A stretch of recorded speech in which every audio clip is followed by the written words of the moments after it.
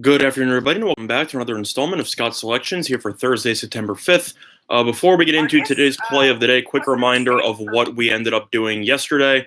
In terms of the play today, we gave out a Saturday football game in college football on the Maryland Terrapins money line against the Syracuse Orange. I'm aware I did have a slight slip up in that video, which I will address now. I mentioned that Liberty was an FCS school, but I personally forgot that they became an FBS school about 2 years ago. So my apologies on that one. I know some of you reached out in the comment section and reminded me of that. I appreciate that, but I'll keep that in mind. Doesn't change anything in terms of the play. Liberty is still one of the worst FBS teams, especially considering the fact that they literally just switched from an FCS to an FBS within the last 2 years. So nothing changes in that play, but you were correct on that, and I appreciate you letting me know in the comment section.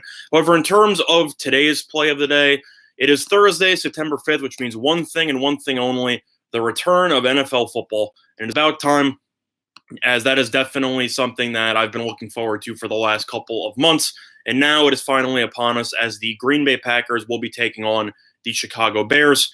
And in terms of this game, Chicago is the home favorite at -3, and the total is pretty much has been consistent. No real line movement here going on. So the line's been roughly at 46, and it's been roughly -3 for the Bears pretty much for the last couple of months. Nothing has really changed in that regard. But at the same point, in terms of the play of the day, first of all, the game itself I'm not a big fan of.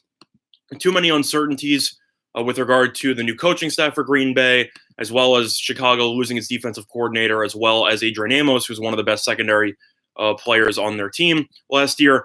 But in terms of the actual game, there is one prop that I will be giving out that I think does have a lot of value on it. And that prop will be on interceptions thrown by Aaron Rodgers. And we will take the under a half, which is available at -125 on Bovada. A little bit of market disparity here. Five Dimes has the no interceptions at -140. Bovada has it at -125. And for that reason, we will be using Bovada in that on the play of the day. Now, I know some of you might be wondering, well, Chicago's defense can be filthy. Why would you want to even step in front of a prop like this? And to answer that, you have to look at the stats from last year. Quick trivia question: how many interceptions did Aaron Rodgers throw in the entire 2018 season? If you are thinking about it because you have no idea what the answer is and you never really thought about it, the answer is 2. Aaron Rodgers in the 2018 season only threw 2 interceptions as a whole. I know that you now have a new offensive coordinator, but overall, I definitely think LaFleur will look to mix in the run game, especially with the emergence of Aaron Jones at the end of last season. I think that Chicago's defense will be a little bit worse. It'll still be great anytime you have Khalil Mack on a defensive unit, but without Amos there in the secondary, and also including the fact that Fangio officially left as he became the coach of the Broncos, I think that the Bears won't be as tight of a unit as they were last year. I think they could eventually run into some problems. I think Green Bay also has something that works to their advantage, considering the fact that Aaron Rodgers did not play at all during the preseason, which is that the Bears pretty much have nothing to game plan for. I know you can look at the preseason and try to draw comparisons, but realistically, you can't really game plan for Aaron Rodgers by looking at the Packers' backup quarterbacks in preseason and expecting to figure out anything that you can do to stop them.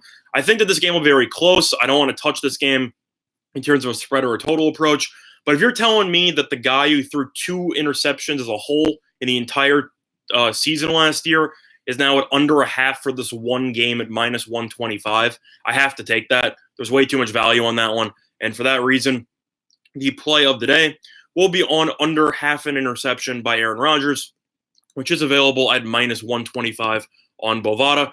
Now, in terms of the other plays today, as a sports card, not really much going on. If you are a fan of college football, you have one game with no betting lines on it between Idaho State and Western Colorado University.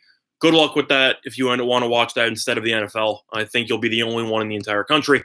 But overall, in terms of the card today, looking at the baseball card, because that's the only football game that's going to be on today, not really much to talk about. Lean to the Cubs, though, with Quintana against Anderson. Anderson has not been great lately. Cubs have been pretty good. Quintana has been pretty solid against the Brewers the whole this season. And overall, anytime there's a big game situation going on in baseball, I automatically fade the Brewers, because I think this unit is one of the least clutch teams in the league, as it seems like every time they face the Cardinals, the Cubs, or the Nationals, and they have a chance to gain ground, they completely fall apart. and I think the Cubs will do whatever they can to keep pace with the Cardinals in the NL Central, who have been on an absolute surge lately, and I definitely think that Quintana should pitch well. So lean to the Cubs on the money line at minus 112 at BetOnline. I think that line should go up. Other than that, lean to the under 9 between the Nationals and the Braves. I wrote an article about that for Winners and Whiners if you want to check that one out. But in terms of the pitching matchup, you have Fried versus Strasburg. Strasburg's been unbelievable. I don't think anything really needs to be said about that. Fried has been fantastic this season as well, and he's been one of the most underrated pitchers in the entire league. He's undefeated since the All-Star break. Both starting pitchers are, actually. They haven't had a loss in since the All-Star break. I think they'll pitch well in this one. I definitely think that the Braves also have the beneficiaries of a very underrated bullpen, which has the best ERA since August 13th, as their ERA is, I believe, in the 2.1s or so. Their bullpen's been great. The Nationals' bullpen's terrible. We already know that. But I think Strasburg should go at least 7, and I'll lean to the under 9 in that one. Other than that, looking at the rest of the card, I'll lean to the over 9.5 between the Orioles and the Rangers there. Allard's not great. Means is decent, but the Baltimore is the worst bullpen in the entire league. Texas's offense is still serviceable, and I think that in Camden Yards, with the amount of home runs the Orioles have given up this entire season, I think the Rangers should be able to go deep a couple of times, and I think that with both bullpens, I think that 9.5 is a little bit too low. I think this game should total somewhere in the realm of 11 or 12, so I'll lean to the over in that one. But those are all just tentative leans, as I'm not really looking to bet anything on the baseball card. My favorite lean, though, would be on the Cubs' money line at minus 112. In terms of everything else, though, not really much else to talk about, unless you were betting on the FIBA basketball, whatever that thing is. If you bet on the U.S. today after barely beating Turkey, congratulations, they won by 53 points. So they now face Giannis Antetokounmpo's team in Greece coming up. I don't think I've watched a second of it. I don't really think any of you have watched a second of it, because every game is at roughly 6 in the morning. And no offense, but when 90% of the NBA stars decide that it's not worth their time, I don't really think that FIBA's worth my time either. So I personally have not watched any of it. But in total, I've already gone through the play of the day. Before we conclude today's video, though, quick reminder of our sponsor, PointsBet, all-in sportsbook in New Jersey. A couple of great deals for you, up to 2 free bets up to $1,000. So if you end up betting on any sports, NFL, college football, even FIBA, as I just mentioned, U.S. Open, anything you end up losing, you simply get your money back, which is a great promotion I wish more sportsbooks would use.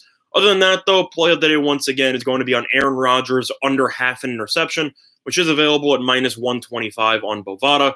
But that's going to do it for this installment of Scott's Selections here for Thursday, September 5th. And good luck to all of you and your respective bets today. Bye, everyone.